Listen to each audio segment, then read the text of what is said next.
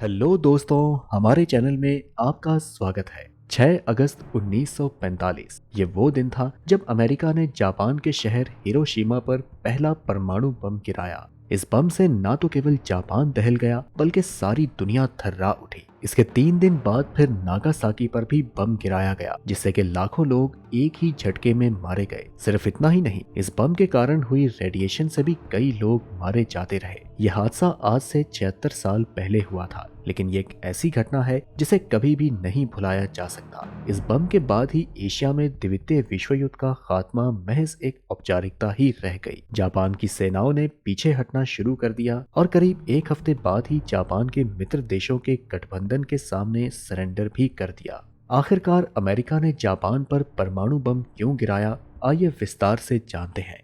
7 दिसंबर 1941 की सुबह, आज से 80 साल पहले दूसरे विश्व युद्ध के दौरान जापान ने अमेरिका के पर्ल हार्बर पर हमला किया। इस विश्व युद्ध में यह अमेरिकी जमीन पर पहला हमला था, जो कि अमेरिका के पर्ल हार्बर में स्थित नेवल बेस पर किया गया था। इस हमले ने पूरी तरह से अमेरिका के होश उड़ा दिए। इस हमले में जापान ने 1 घंटा 15 मिनट तक अमेरिकी पर्ल हार्बर में स्थित नौसैनिक अड्डे पर बमबारी की। जापान अमेरिका के फ्यूल टैंक को अपना निशाना बनाना चाहता था, लेकिन ऐसा नहीं हो सका। जापान को लगता था कि पर्ल हार्बर में बड़ी संख्या में अमेरिकी विमान वाहक जहाज मौजूद होंगे, लेकिन असल में ऐसा नहीं था। इस हमले में अमेरिका के फोर्ट द्वीप में स्थित नेवल बेस और बंदरगाह पूरी तरह से नष्ट हो गए। अब ऐसी स्थिति क्यों बनी, आइए समझते हैं।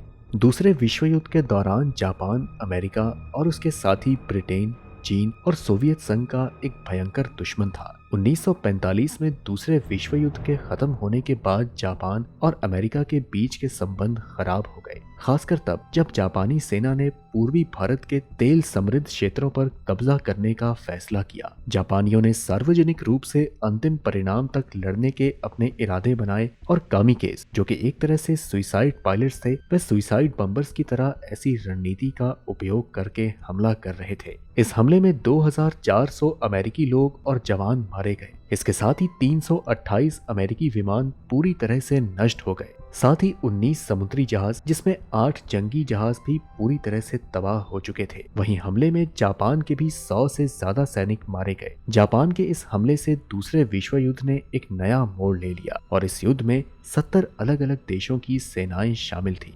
जापान का पर्ल हार्बर पर यह पहला हमला अमेरिका के लिए बेहद चौंकाने वाला था। अमेरिका ना तो इस हमले के लिए तैयार था और ना ही वह इसकी कल्पना कर सकता था, क्योंकि हमले से ठीक एक दिन पहले वाशिंगटन में जापान के प्रतिनिधियों की अमेरिका के विदेश मंत्री कार्डिनल हल के साथ जापान पर लगे आर्थिक प्रतिबंधों को खत्म करने की बातचीत हो रही थी। दरअसल चीन के बढ़ते हस्तक्षेप के कारण अमेरिका ने जापान पर यह प्रतिबंध लगाए थे। अमेरिका के इन प्रतिबंधों और चीन को दी गई मित्र सेना की मदद से नाराज होकर ही जापान ने अपने देश में अमेरिका के खिलाफ हमला करने की घोषणा की। जापान की ओर से पर्ल हार्बर हमले के बाद अमेरिकी राष्ट्रपति फ्रैंकलिन डी रूजवेल्ट ने सीधे तौर पर दूसरे विश्व युद्ध में शामिल होने का ऐलान कर दिया, जिसके बाद अमेरिका के युद्ध में शामिल होने से यूरोप की स्थिति काफी बदल गई। खास तौर पर ब्रिटेन को अमेरिका का भरपूर साथ मिला और उसने एक मजबूत देश बनकर इस विश्व युद्ध में अपनी भूमिका निभाई। इसके बाद साल 1941 में अमेरिका के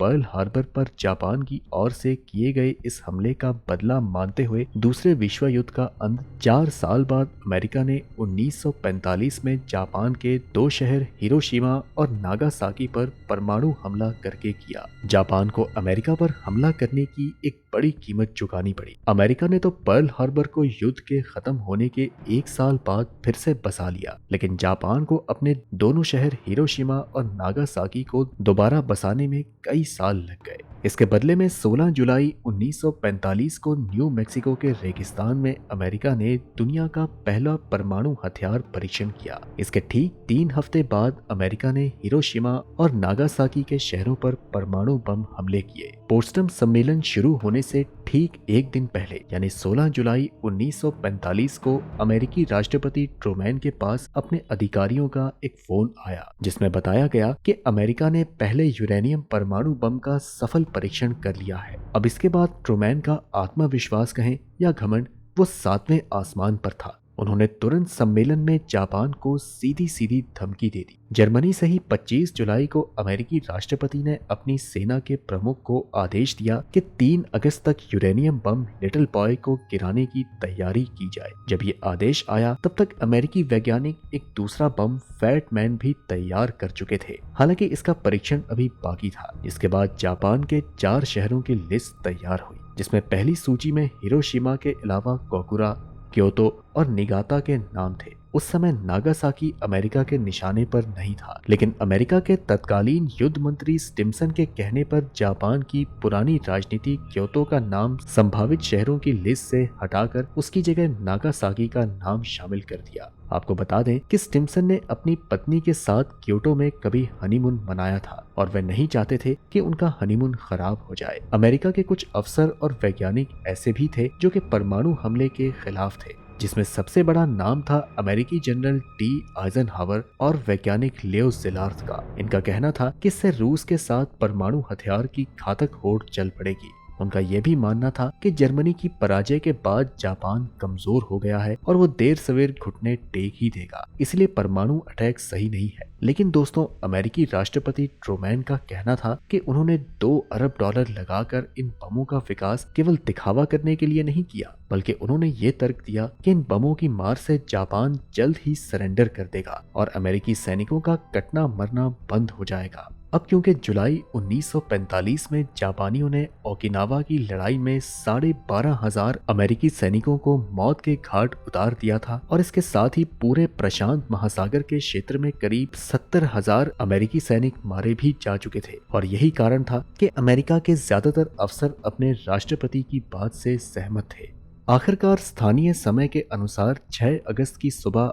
8:15 पर एक B-29 बम वर्षक एनोला गे ने हिरोशिमा शहर में 20,000 टन से भी अधिक TNT के फोर्स के साथ लिटिल बॉय नामक परमाणु बम गिराया। यह घटना उस समय घटित हुई जब अधिकांश इंडस्ट्रियल वर्कर्स अपने काम पर जा रहे थे। कई लोग रास्ते में थे और कुछ बच्चे स्कूल जा रहे थे। 1946 के US स्ट्रेटेजिक बॉम्बिंग सर्वे ने नोट किया कि बम जो शहर के सेंटर से उत्तर पश्चिम में थोड़ा सा विस्फोट हुआ था, इस घटना में 80,000 से भी अधिक लोग मारे गए और कई लोग घायल हो गए। इसके 3 दिन बाद फैट मैन नामी एक और परमाणु बम स्थानीय समय के अनुसार लगभग 11 बजे नागासाकी पर गिरा, जिसमें 40,000 से भी अधिक लोग मारे गए। इसके बाद हजारों लोगों की चोटें, रेडिएशन से हुई बीमारी और कैंसर से मृत्यु हो गई और आगे चलकर ये संख्या 2 लाख के करीब पहुंच गई। ऐसा बताया जाता है कि परमाणु हमलों से बचने वालों में से कई लोग आने वाले वर्षों में रेडिएशन वाली बीमारियों से मर जाएंगे। 1946 के सर्वे में कहा गया है कि नागासाकी तटबंध के कारण वहां की क्षति उस घाटी तक सीमित थी जिस पर बम विस्फोट हुआ था, और इसीलिए लगभग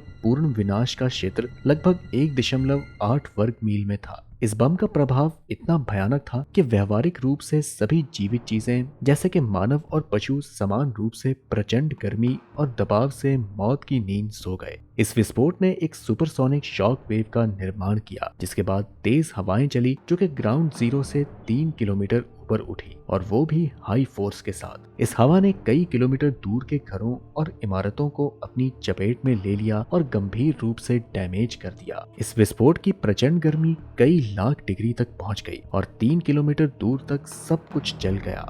आइए दोस्तों, अब हम समझते हैं कि हिरोशिमा को ही हमले के लिए क्यों चुना गया। अमेरिकी राष्ट्रपति ट्रूमैन ने फैसला किया कि केवल एक शहर पर बमबारी करने से पर्याप्त प्रभाव नहीं पड़ेगा। दरअसल इस हमले का उद्देश्य जापान की युद्ध लड़ने की क्षमता को नष्ट करना था। लगभग 3,18,000 लोगों की आबादी वाला हिरोशिमा उस समय जापान का 7वां सबसे बड़ा शहर था और दूसरा शहर सेना और जुगोकू क्षेत्रीय सेना का हेडक्वार्टर था। ये सबसे बड़ी सेना के भर्ती वाले डिपो में से एक और सैनिकों की लड़ाई में भेजने के लिए सबसे प्रमुख शिपिंग सेंटर था। इसलिए अमेरिकी राष्ट्रपति हैरी ट्रूमैन ने जापान को सरेंडर करवाने के लिए हिरोशिमा को चुना, और ऐसे ही अनेक कारणों से नागासाकी को भी चुना गया।